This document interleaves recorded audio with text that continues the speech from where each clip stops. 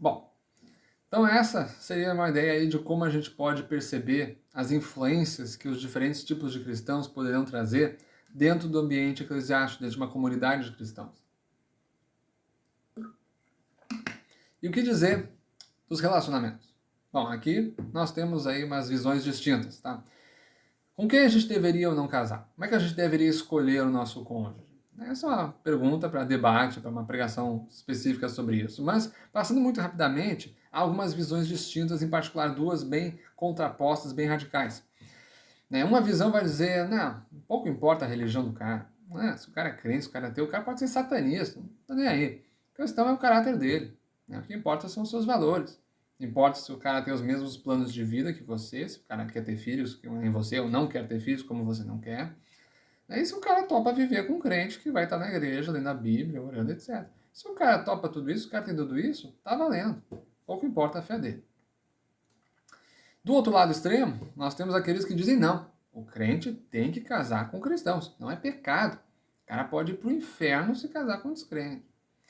É claro, existem as visões intermediárias. Não vamos aqui tratar qual visão estaria mais certa ou mais errada, mas eu acho que todo mundo, independente de qual visão tenha, vai poder concordar num ponto em comum. Tudo ou mais igual é melhor se casar com alguém da fé. E por que seria isso? Por causa do problema das diferenças. As diferenças dentro de um casal propiciam circunstâncias que poderão levar para brigas, discussões, desentendimentos, eventualmente um divórcio, o fim do relacionamento. Não necessariamente as diferenças levam a problemas.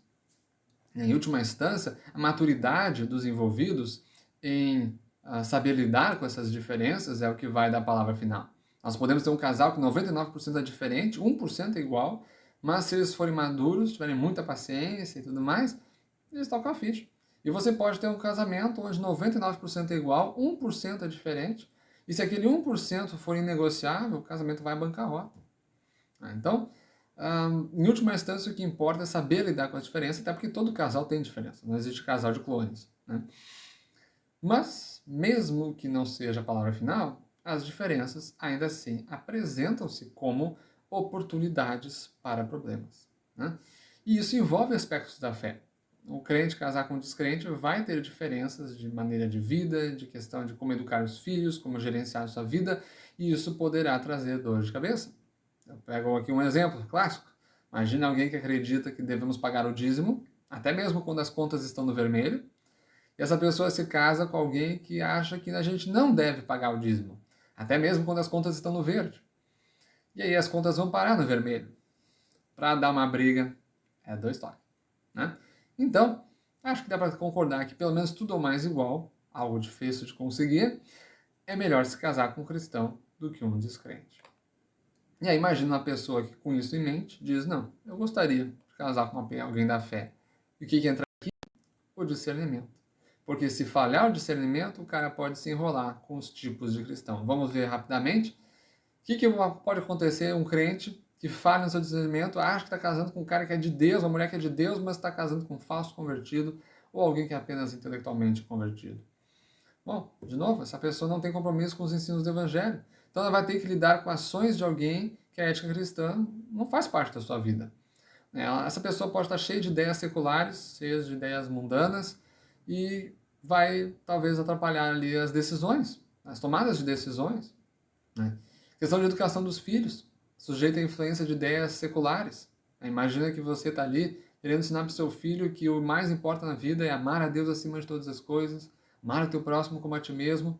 E aí chega o cônjuge e diz, não, esquece isso aí, o que importa é ser feliz. Se te dá prazer, tá valendo.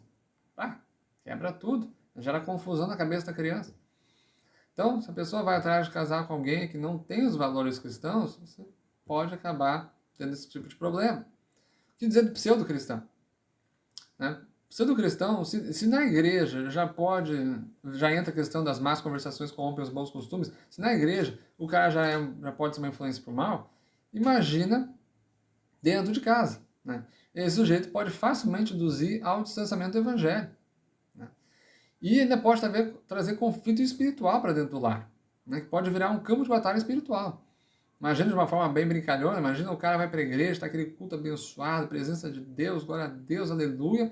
O cara chega em casa e descobre um sacrifício, uma entidade ali no cantinho da sala, ou no cantinho do pátio. Né? E o cara tem que ir lá orar sobre o negócio, por quê? Porque casou com alguém que achava que era de Deus e tá aí cultuando entidades para lá e para cá. Complicado, né? De novo, problema de confusão e conflito no ensino doutrinário dos filhos. Né? Vai ensinar o filho que Deus é uma trindade, Pai, Filho e Espírito Santo. Acaso com um unitarista que diz, não, só tem um, tem essa história. Pronto, já gera confusão na cabeça dos filhos. Né? O que dizer de um casamento com apenas religiosos? Né? Pode ser frustrante se enredar com alguém que pareça que é dedicado a Deus, porque, poxa, não perde um culto, mas aí quando chega o dia a dia, faz o que prefere, faz o que gosta, né? Faz pouco caso, no fundo, dos ensinos do Evangelho.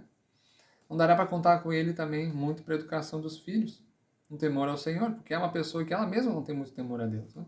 Tanto que só faz a parte que lhe agrada. O que dizer de casamento com cristão parcial?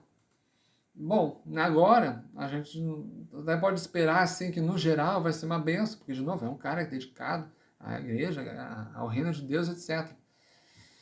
Porém, frustrações e desapontamentos, talvez até ao fim do relacionamento, pode ser só uma questão de tempo. Pode ser uma bomba relógio. Né? O cara pode estar lá criando toda uma expectativa. Eu vou casar com essa pessoa porque é de Deus, olha só como é dedicado ao Senhor. E aí, de repente, se vê frustrado ali porque descobre que o cara tem aquele pecadinho de estimação e não larga. Né? Imagina talvez ali, vamos pegar aqui um exemplo brincalhão, né? Imagina o cara que está lá, eu sei que na prática não é assim que acontece, né? Mas imagina ali que talvez o cara tá querendo se relacionar com uma guria, aí a guria é crente, e a guria tá em boa forma. Vou pegar aqui o homem, porque dizem que o homem é mais visual, né? Aí o cara tá ali querendo namorar a guria, daí ele pensa, vou casar com essa aí, porque olha só, né, eu quero uma guria saudável, eu quero uma guria nos trinques. Ela é crente, né? Ela sabe que gula é pecado. Então ela tá aí bonitona, vai continuar assim, vai continuar se cuidando. Aí casa, 6 meses depois, a guria tá com o dobro do peso que tava no dia do casamento. Aí chega pra esposa dizendo, ô querida, poxa, a situação tá meio complicada aí, né? Não tá exatamente como tava no nossa noite de núpcias, né? O fato é que, querida, você tá no pecado da gula, né? E aí, vamos dar um jeito disso aí? Aí imagina a guria que não larga a Bíblia e dizer, tô nem aí, meu negócio é comer, eu quero é comida. E se você acha ruim, problema é seu. Eu sou assim, casou comigo, agora aguenta. E agora? E a frustração, né, de pensar, poxa, achei que por ser crente não ia cometer o pecado da gula, e agora não só a pessoa comete, como não tá nem aí.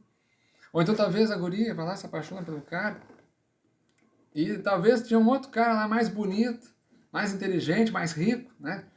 Mais boa pinta, talvez até mais querido, mas não era de Deus. E aí a guria larga aquele pretendente e vai lá se casar com um cara que nem é tão bonito, não é tão bom de vida, nem é tão esperto, tão inteligente, mas, poxa, o cara é de Deus. Aí a guria diz, não, esse homem é de Deus, né? Eu sei que pelo menos ele vai amar a sua esposa como Cristo amou a igreja, como diz a Bíblia, né? A considerar a sua esposa e tudo mais. Eu sei que eu não vou estar me dando tão bem nas partes carnais e seculares, mas pelo menos ele é de Deus. Aí casa com o cara, poxa, não só o cara, né, deixou de lado o cara mais bonito, enfim, mais bem de vida, e aí ela se depara com um cara que é um cristão parcial.